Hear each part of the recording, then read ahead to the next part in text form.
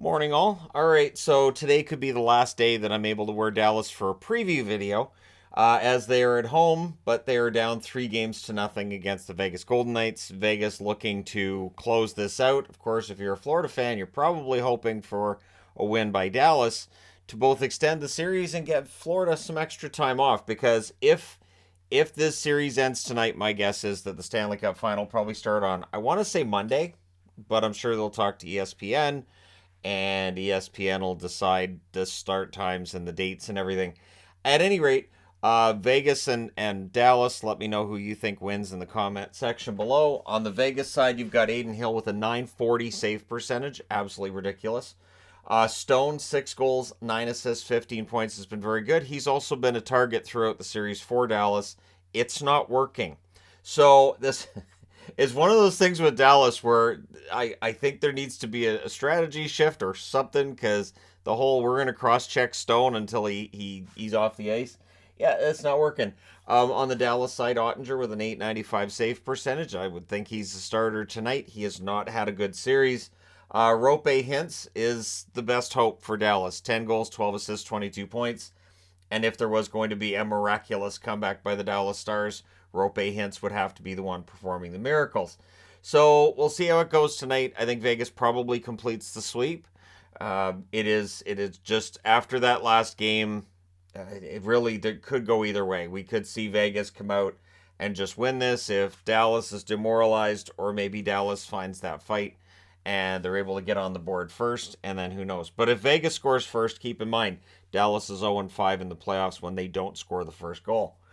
So Matthew Tkachuk has now become like the folk hero of these playoffs, scoring the latest series clinching goal that can be scored in regular, that has been scored in regulation in National Hockey League history, with that being scored with 4.3 seconds left in the third period.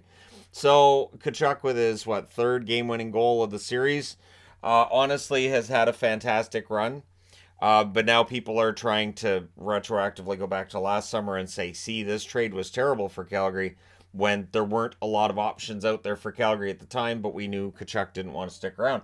I advocated at the time for the idea of them doing the same with Tkachuk as Winnipeg did with Dubois. Just keep him for that 1 year. But at any rate, they're in the final now. They've won 11 of their last 12. And what's interesting is they were only in a playoff spot for 28% of the season in the Eastern Conference. That is the lowest for any finalist in the expansion era. Coming into this, St. Louis was the lowest at 32% in 2018-2019, and we remember they won the Stanley Cup. There's the possibility Florida does as well. And again, I feel like you have to put an asterisk next to that with, yeah, but they also were the President's Trophy winner last year. So it's not like they were a bad team. And again, that Kachuk trade looks great right now. But I remember at points this season where people said, see, this trade didn't work out for either team.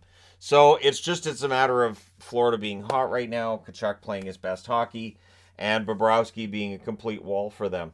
Carolina ran into that wall as well, and it is tough to beat. So yesterday, Sports Business Journal gives Gary Bettman a Lifetime Achievement Award. I also saw somebody saying, well, it's just like Bettman putting himself in the Hall of Fame. The Hockey Hall of Fame is not associated with the National Hockey League. The National Hockey League has no say in who goes into the Hall of Fame and who doesn't. There is a council, however you want to put it, of voters that decide on that, and there is no NHL affiliation with it. So Bettman did not put himself in the Hall of Fame. Do I think it was a great look? Probably not, but I understand why they did it. The NHL also, and this is controversial, wins the Breakthrough of the Year with the digital board ads. So those ones that glitch and cause, I've seen reports of seizures being caused by these board ads, and they win an award for it. I don't think the board ads are going anywhere. I understand people hate them. Fans do not like those digital ads at all, and the NHL just keeps saying basically that they're fine, they're revolutionary, and that if you're distracted by the ads, you might not be looking at the right part of the game. Which again, okay, but yeah, so they won an award for that. I'm sure they'll talk about that in the upcoming years as to how they revolutionize the advertising game, because that's really what it is. It means more ad revenues, right? which brings to bear as well the reason why he gets awards and gets recognized. The revenues for the National Hockey League before he took over were 437 million. Now the league is looking at almost $6 billion in revenues this year. And I know salary cap people jump in at this point.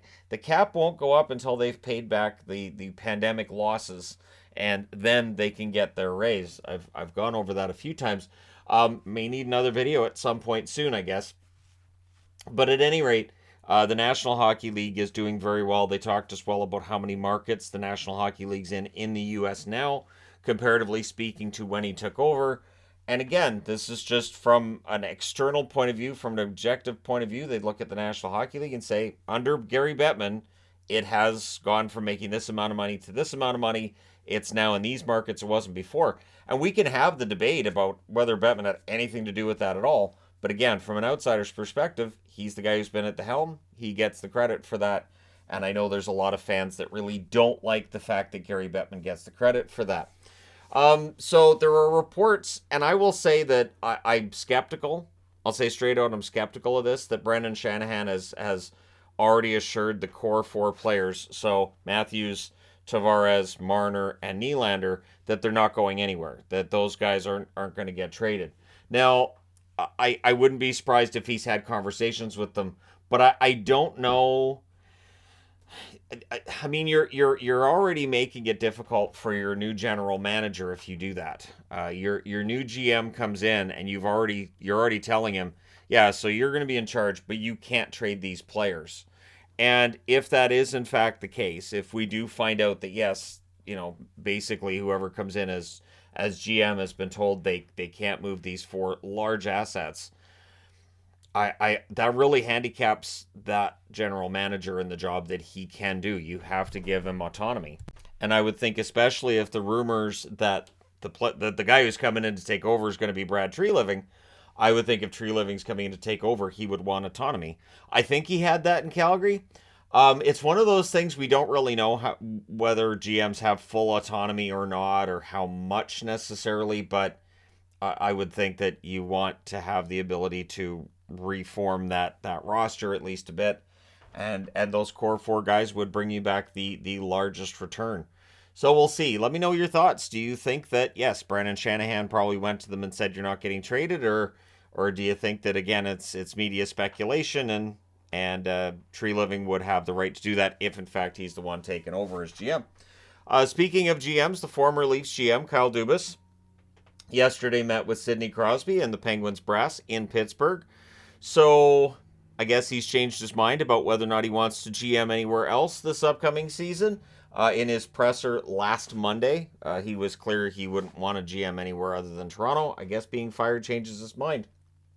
So, yeah, I think it's important to note that he meets with Crosby and then he meets with the brass. And again, we talk about managers and how much control players have in organizations. It's been talked about with Crosby before, but it's understandable. Crosby has 3 cup rings, so it makes some sense that he would sit down with the GM because Crosby's contract isn't that far out from being renegotiated. And so you want to make sure whoever you bring in is going to match up with Crosby's vision for the team, and that, this is a situation where they're going to get along well because they want to make sure they have him there his whole career. Now, quarterfinal results today from the World Championships. USA has beaten the Czechs 3-0, and Germany upsets the Swiss. So the Swiss went pretty much perfect through the round robin, and they lose in the quarterfinal. So Germany moves on to the semifinal. The upcoming games, Finland versus Canada. So Canada's mediocre showing in the round robin means that they end up with a pretty tough opponent in the quarterfinal. I would not be surprised to see Finland win that, to be honest. And Latvia is playing against Sweden. Latvia getting in there because Seelovs has been great. So the Canuck fan in me is saying, I wouldn't mind seeing Latvia knock off Sweden and Seelovs really show himself to be pretty good there, because I want him to get a chance at that backup job in Vancouver. I think he had a good year in Abbotsford. I think there's a solid future there for him. And we all know the Vancouver Canucks could really use a goaltender on the ice. They've developed themselves, not just Demko, but then you have Demko and you'd have Seelovs and be like, hey, look, they developed two goaltenders.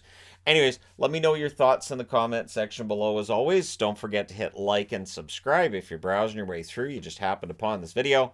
Thank you guys so much for watching, for all your support. I will talk to you again soon.